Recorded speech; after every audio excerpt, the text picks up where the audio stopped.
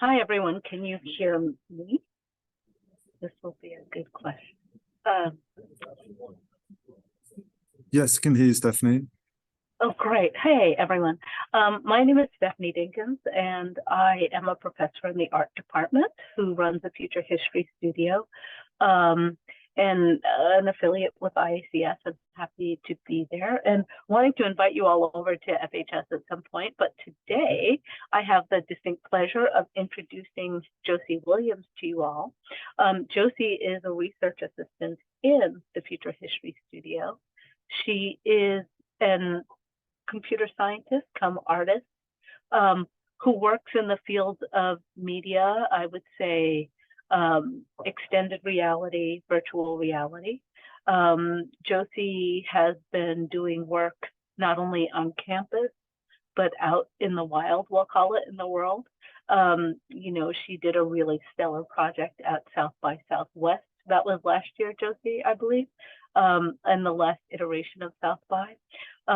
She is exploring the ways in which humans and technology might come together, to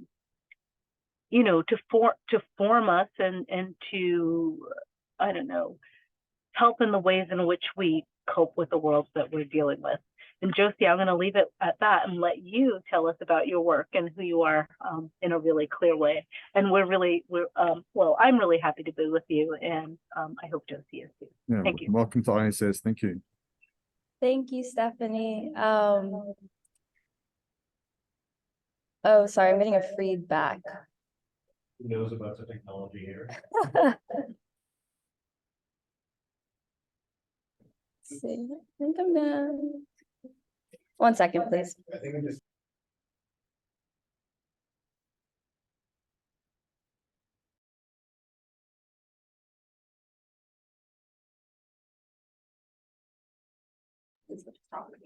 Yeah, it makes from the ceiling, so. Okay, great. And you probably should move the microphone towards you. Oh, is it? They're in the ceiling. Oh. They're in the ceiling, yeah. Great. They're very sensitive. It's not very amplified. Can we turn up the room volume a little bit for those of us who are a little older? Oh, even that one won't do it. It's okay. There's not a lot of audio here. And if you're okay hearing me right now, then Just move closer. Loud and clear. I'll keep the general volume. But yes, okay, so hi, I'm Josie Williams. I'm a digital artist, I'm a creative technologist and general coder. Today, I wanted to talk about a recent and ongoing exploration that I have been undergoing and through my art practice, specifically this inquiry about technology that makes us more human. And when I say more human, I'm talking about technology and digital experiences that allow us to tap into more intimate qualities of being human. So curiosity, playfulness, exploration, joy, peace. And so I'm going to use one of my projects, Ancestral Archives, as a reference point and a gateway to this topic.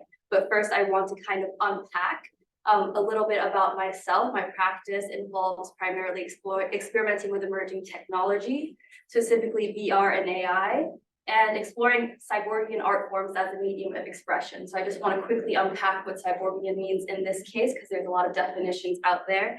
And when I say cyborgian art forms, I'm referencing the cyclical nature between humans and technology, where humans create technology, and then technology then recreates humans. And it's this process of shaping and reshaping technology that is something that I'm interested in exploring through my art. So that being said,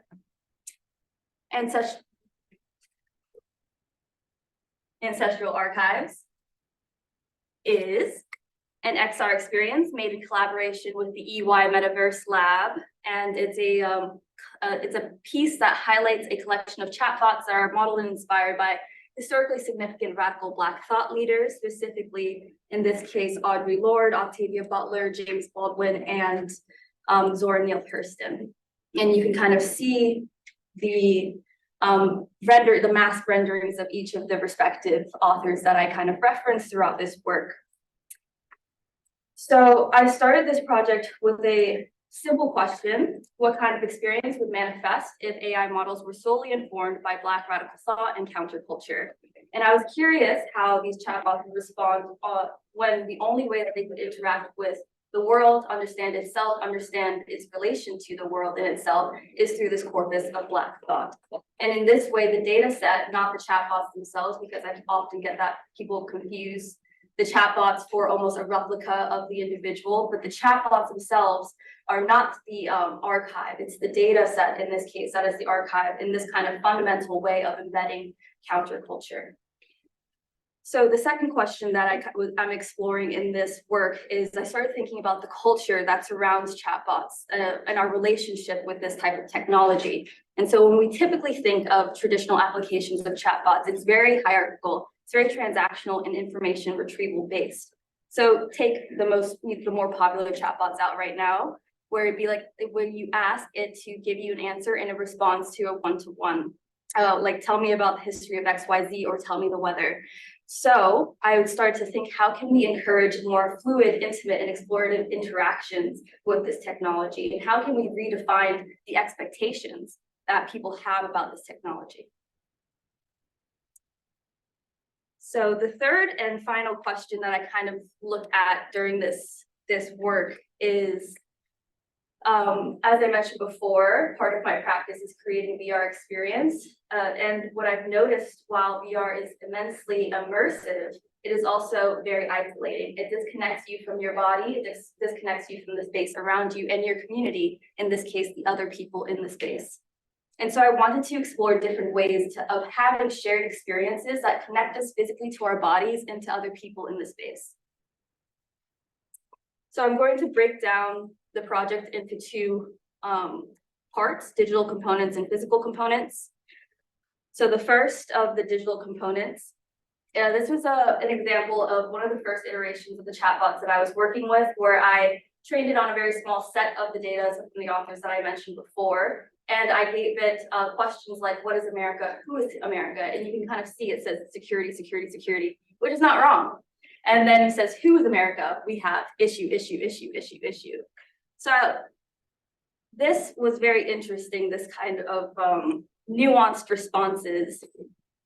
And referring back to the first two questions of what type of experience would manifest if AI models were informed solely by Black radical thought, and how can we create digital experiences that are generative and restorative instead of transactional and extractive.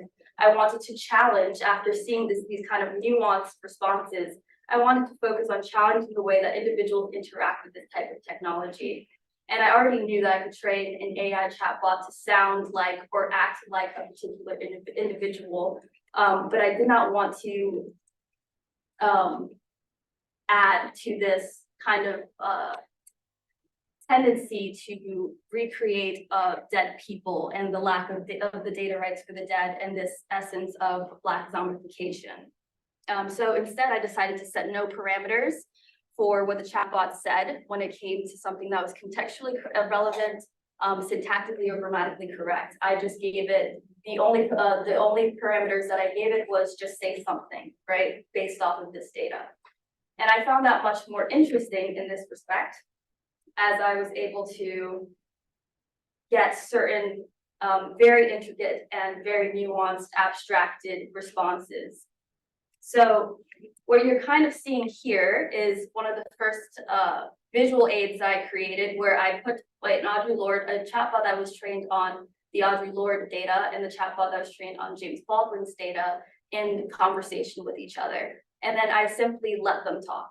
And so you can kind of see there's a lot of poetics that are implied in their conversation. So for these reasons, through these responses, I began fostering a more intimate relationship between the chatbots I was creating and myself, where I, as the human, had to apply meaning, and I had to do the work. I had to reevaluate my expectations to be more fluid. And given the way that the chatbots were responding in a somewhat poetic fashion, I began referring to them as virtual poets. Not because they create poetry necessarily, but as I mentioned before, because the responses are abstracted and require applied meaning. I wanted to also create some distance between the people who I am referencing the people that I'm referencing and the way that people kind of understand the way that we create chatbots. I wanted to create distance between those two narratives. So this is an example of the visual components for the island.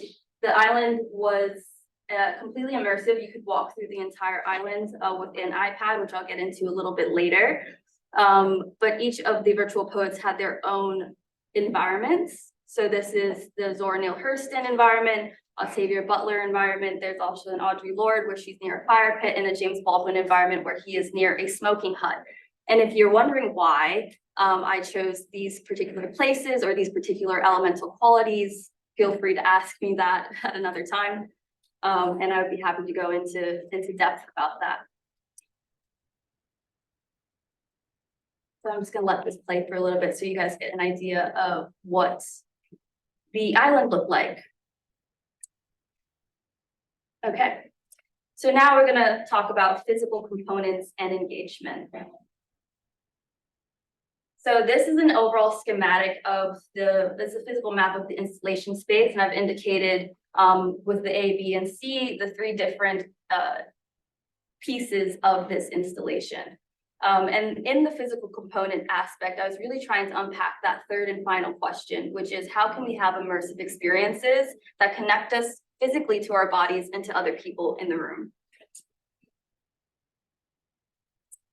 So this was the first experience that people would be greeted with when they entered the room, and they were able to interact with the virtual poets in a very familiar fashion via a keyboard and a screen. Each monitor housed the virtual poets respectively for the masks. So Audre Lorde, James Baldwin, Octavia Butler, and Zora Neale Hurston. And I found that this was one of the most approachable parts of the installation, almost too approachable. People wouldn't read the instructions. They just kind of got right into the nitty gritty of it. And oh, I see a text box. I know exactly what I'm supposed to do here. And people had no issues with engaging with the chatbots in this particular format. And I found that this was it was interesting how providing that familiarity, that layer of familiarity really opened people up to the nuances that they would then experience while talking to the chatbots. So the second experience was a video wall, which depicted a fire pit with a couple of stools for people to sit around. The video wall itself was a digital representation of the physical space, with each individual in the installation represented by these green orbs that you might see on the screen here. And as more people enter the space, the fire would grow larger and more virtual poets would emerge to convene around the fire pit. So body tracking was also used for this piece of the installation to track the proximity of individuals to each other. And as people engaged in the space and conversed in the space, their orbs would then have a reaction. They would become more charged, begin to grow larger, and begin to spark. And with this experience, I believe is one of the most successful parts of the installation, since people felt very comfortable to play and be curious while subtly understanding that themselves being in this space and everyone else being in this space was having a direct effect on the virtual and digital environment. And so they were connected in that way physically to the space and to the people and to the digital realm simultaneously. So this is these are some of the installation videos to give you guys an idea of what it really looked like. And so the third and final experience was a parabolic video wall, which housed the XR experience. And so here you're able to explore the entire island and engage with the virtual poets in their own individual environment. The entire experience was controlled by an iPad, which you can kind of see. You just had to tilt forward, backwards, in whichever direction that you would like.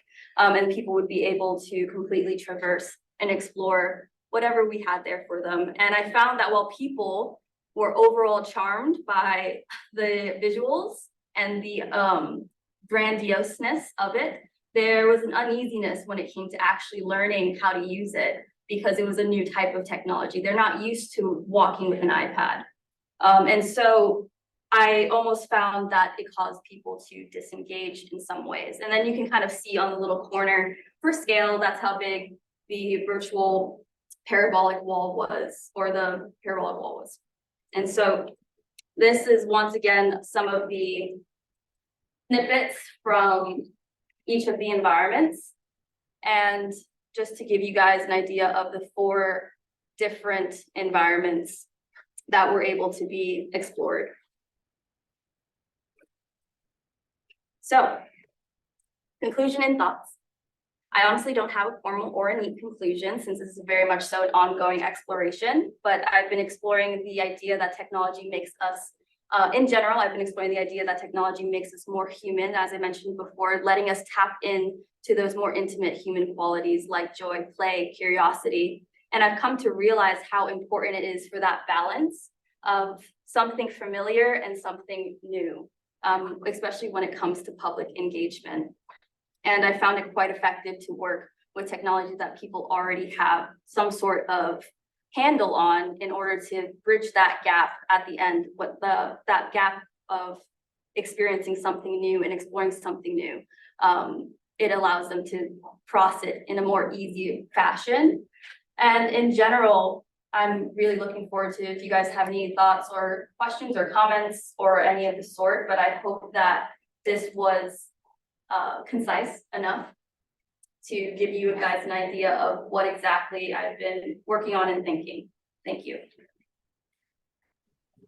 Thank you very much. Yes, thanks for listening. Josie, this is Robert Harrison here.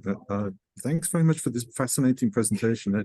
You spoke a little bit about, I guess, with the example of the iPads, the technology getting in the way a bit of the audience's experience of things. What about you as an artist?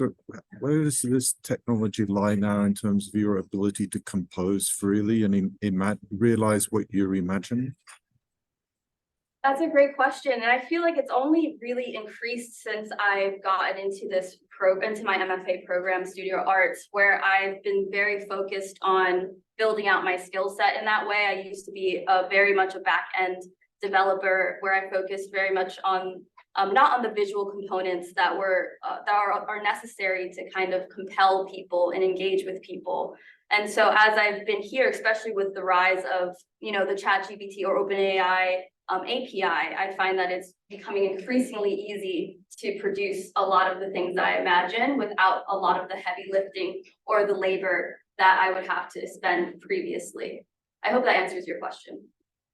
Yeah, that was very helpful. And I guess a related question is, as Stephanie introduced you, right, you've got this background and maybe still are a computer scientist. So, I mean, part of my question is how do you self-identify in that respect? And then also I would say,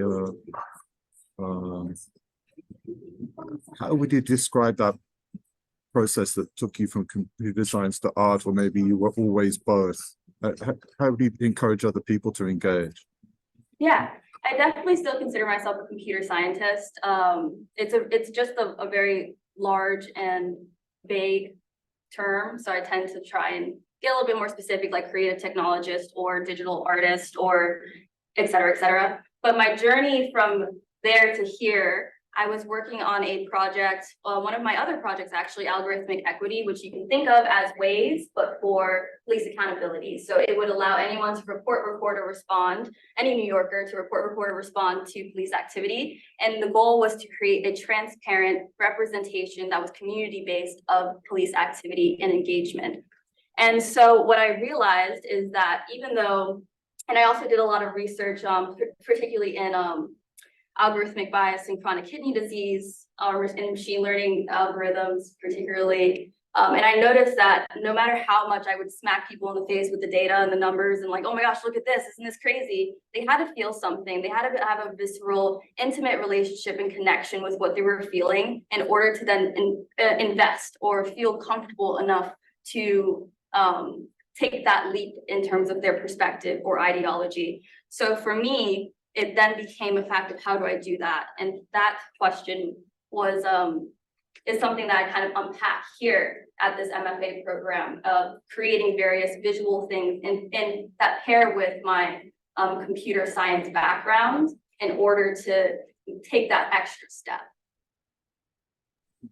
Fantastic, amazing. Thanks very much indeed. Yes, we have a question here. Yeah, I have two questions. The first is I just want to take you up on your offer to give us a little bit more detail on some of the like aesthetic choices and the environment related to the different thinkers and maybe just generally like why an island. Yeah.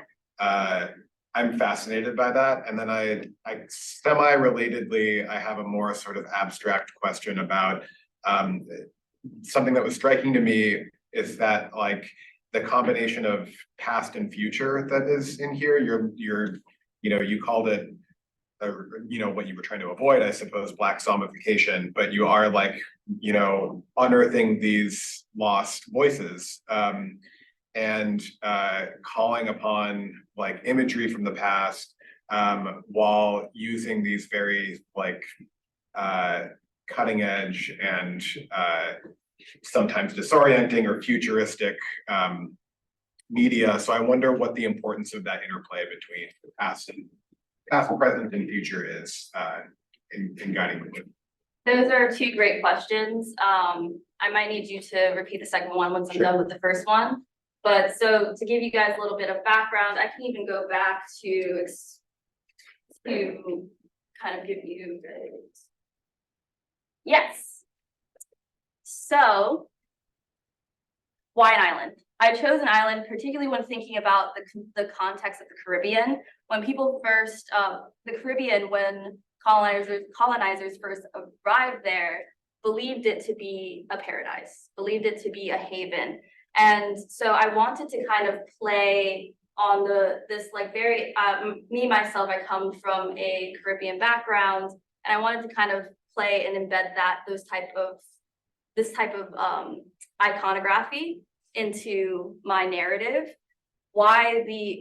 Even the sunset, I wanted it's perpetually at dusk, twilight, because I wanted all of it to seem liminal. I want it all to seem like you're in this in-between space, which might reference back to your question about now, past, present, future. But that being said, so when I picked these elemental qualities in each of the environments, it was based off of the characteristics that I kind of synthesized for each of these authors. So for example, Zora Neale Hurston, a lot of her work deals with adaptation, with fluidity, with spirituality. And I thought that the most applicable element in terms of assigning elements to them, since there's four, was water. Octavia Butler, a world builder, a fiction like savant. She just creates these worlds out of nothing, seemingly nothing. And so I thought the most fitting for her would be Earth. Audre Lorde, a lot of her writing has a fiery, for lack of a better word, undertone. She's a warrior, she's a fighter. And so I felt fire would be the most fitting for her. And then Baldwin is an ethereal kind of heady thinker, very academic, very much in the realm of high level atmospheric changes. So those are things, like those are the reasons why I assigned each element to each of these virtual poets. But then outside of that, the particular, me choosing to have them in the garden, for example, or by a smoking hut or near a fire pit, those kind of are things that just resonated with me personally, which is why, again, this is not supposed to be an educational piece. It's still an art piece. So it does speak more to my personal experience than it does to anybody else's. If someone relates to it, and I hope a lot of people seem to have related to it, then that's all the better. Yes, and so I hope that answers your first question a little bit.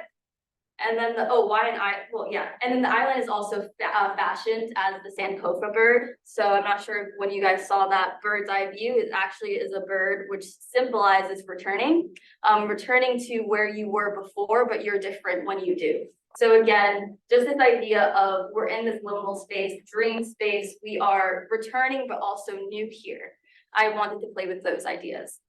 And so your second question is a really great question. I'm not sure if I have like a fully fledged out answer for you, but in my mind, I constantly live in that space where there is no particular past, present, and future, but there's now an eternity, and they're just two sides of the same coin. And for me, I wanted to play with this idea of not only imbuing and embedding Black radical thought and counterculture into this field that I was at that time new in, but then at the same time understanding that their legacy is still breathing. You know, we are still being informed by this, by the things, the artifacts that they left for us.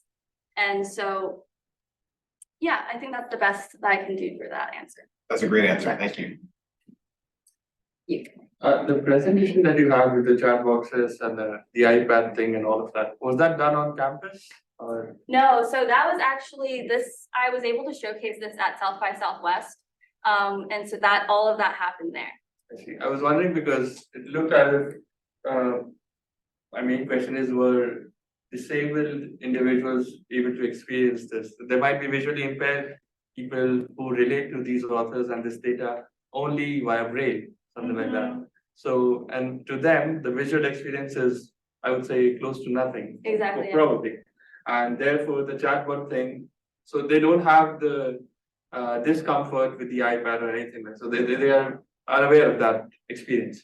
So the chatbot is the closest to them. So were you able to find out more on this end? No, that's a great question. And that's definitely the accessibility aspect of the project. In terms of this iteration of it, you're completely right, where if there was someone who was not able to like actually see or perceive it in the way that I have it. But after the show, we had the just a small iteration of the chat bots where we were able to like have the speak. I see. So you could speak to it and then respond to you Right. speaking back in order to kind of mitigate some of those accessibility concerns, but still nowhere near as like the whole experience itself. Perfect.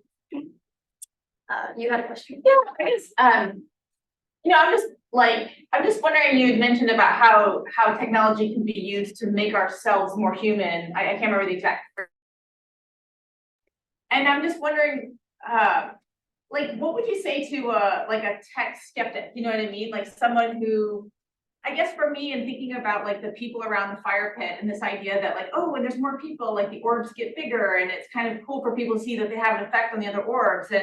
And I guess the skeptic in me is like, yeah, if you've got a bunch of people around a campfire and handed them guitars, like you could have this IRL like human experience, and somehow now it seems kind of sad that is sort of mediated by the technology. So I'm just like, maybe you could just speak to whether this is trying to claw back some humanity in the face of technology, or to what extent technology is actually facilitating experiences that wouldn't be possible in real life.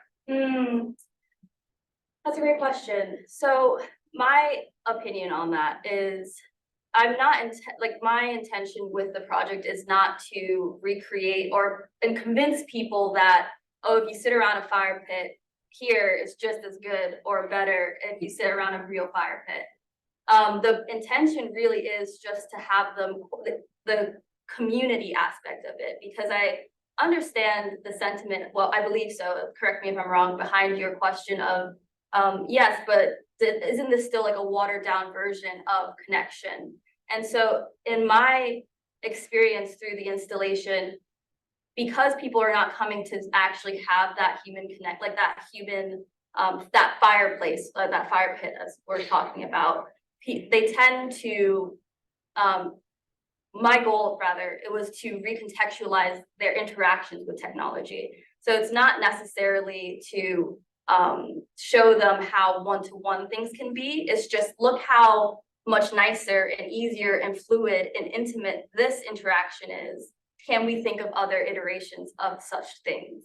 So I'm not sure if that gets the heart of your thing, and please feel free to clarify for me what you're thinking. Yeah, no, I guess I'm just wondering to what extent this is trying to fill a gap, like fill a hole in human society where we become very isolated and we're all just staring at our screens, and somehow this is trying to restore that sense of community and shared experience, and to what extent there are shared experiences that somehow the technology is unlocking. It's not just replacing a loss, it is actually moving us beyond what would be possible in real life, if that makes sense, you know, because a lot of this I think a skeptic might look at this and say that it is sort of that hole filling where it's like, well, let's try and use technology to fill the holes in our lives because we don't have a fire pit and we've lost our sense of community and you know what I mean? Like to what extent is it a Band-Aid over societal ills? To what extent is it propelling us into something that's actually more amazing than would have been possible otherwise? Yeah, I suppose I can't necessarily, because like that was not my intention. You know, my intention is not to fill the hole. So I can't really speak to if someone sees it as filling the hole. But if my intention was to fill the hole, then maybe I would have like a better idea of that. Yeah, it doesn't kind of, maybe it's just a thought of seeding a future conversation, which is really like, what is the role of these immersive environments? And to what extent, you know, are we using these immersive environments to replace something that we've lost in society? And to what extent are we using these immersive environments to create something new and better? Because we can kind of collapse space-time, you know, in ways that are impossible. I don't, in this particular installation, I don't even see it as like replacing it to make it better. I just see it as almost shifting your camera perspective and seeing the same thing, but in a different way. So I'm not trying to show you the fireplace, the beach, the trees. I'm actually trying to show you the chatbots, right? Like that's really the focus of the installation. So like all of the visual semantics about it, that critics, you know, they're gonna have their own opinions about it. But for me, the chatbots are the showcase here, and I wanted to recontextualize how we engage with those. Does that answer your question? Yeah, no, that makes sense. Yeah, it's more just, it's not even related to this. It just made me think about. We can talk Yeah. later more. No, it's super interesting. Yeah.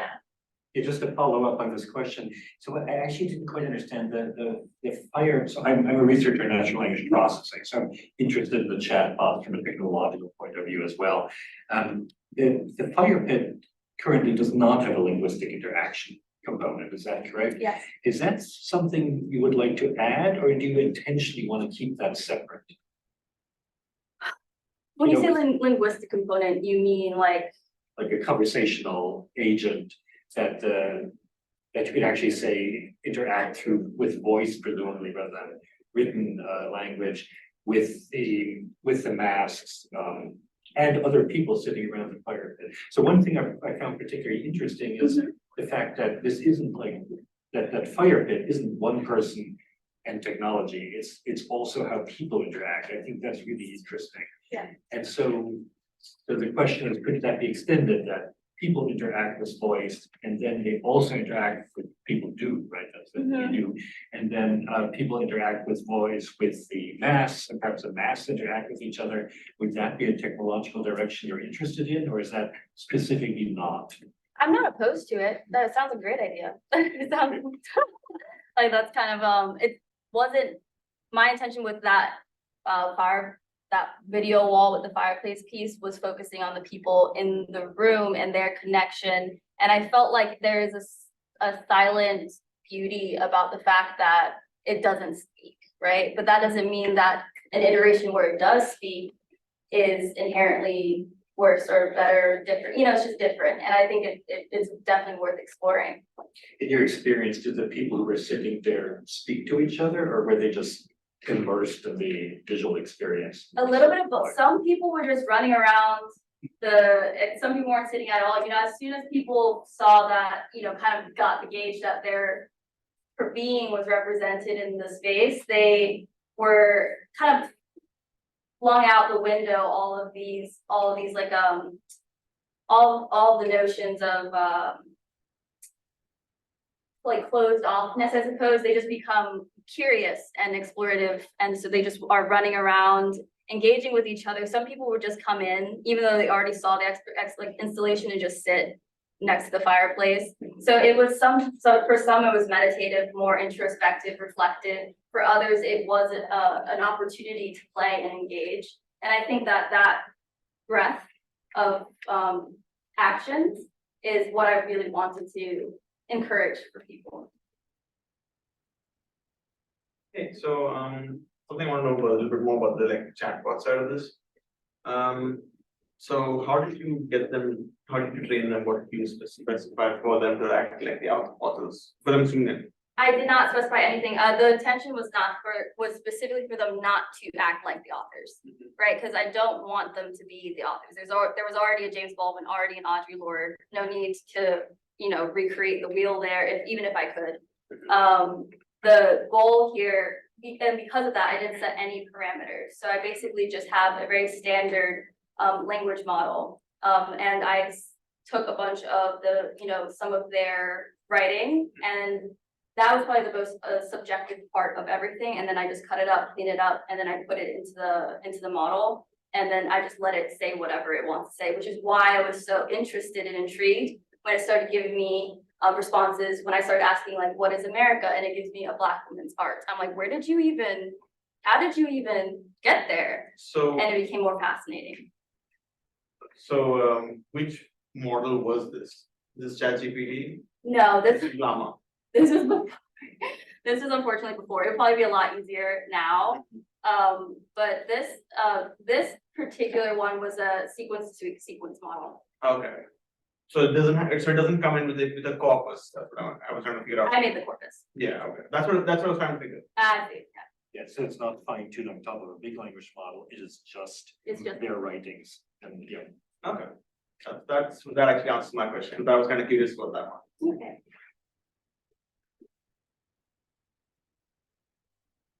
As a linguist, I need to ask this question. I guess it's related to the spoken language question I just asked. Do you see a role for African American English in your project?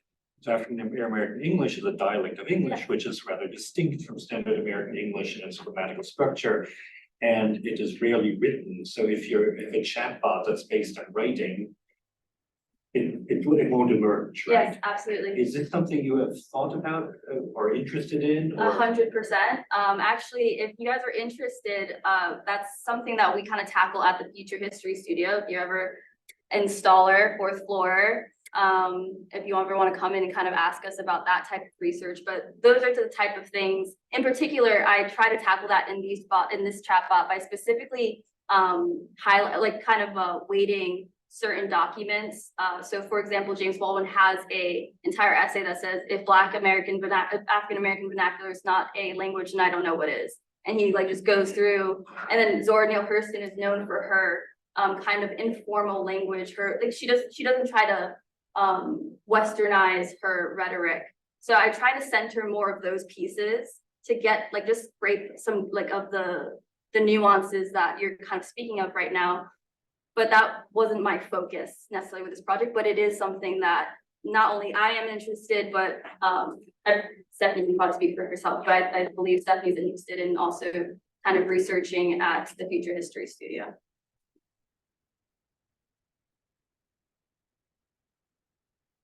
I think there are questions on the online. Chat. I'm wondering what it means to use the word ancestral and to use the motif of islands and masks when the authors you focus on are relatively contemporary that's a great question, from the United States.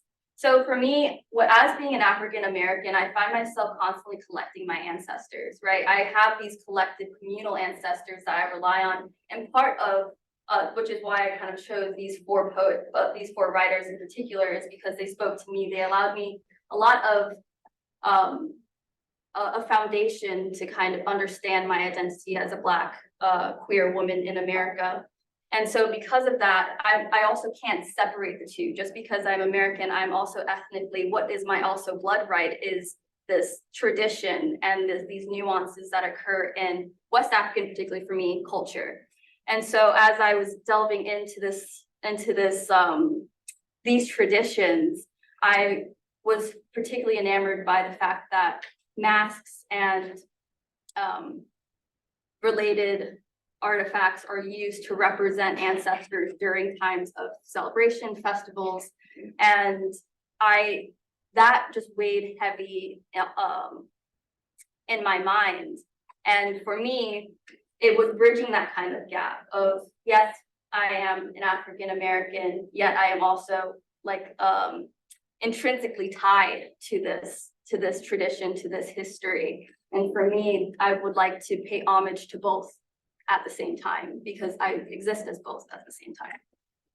For queer people, masks have a slightly different connotation as well, right? Because they help to mask your identity, Absolutely. which as a queer person you can do by simply behaving differently. I wonder if that was part of your. It wasn't, but that's great. I'll use that next time to tie up all the loose ends. I hope that answers the question for the online people.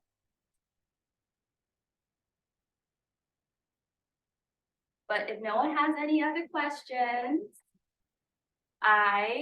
this was very fun. I enjoyed talking about this, and your guys' questions are definitely different than the ones I'm usually asked about this work. So thank you very much for your time. And thank you guys online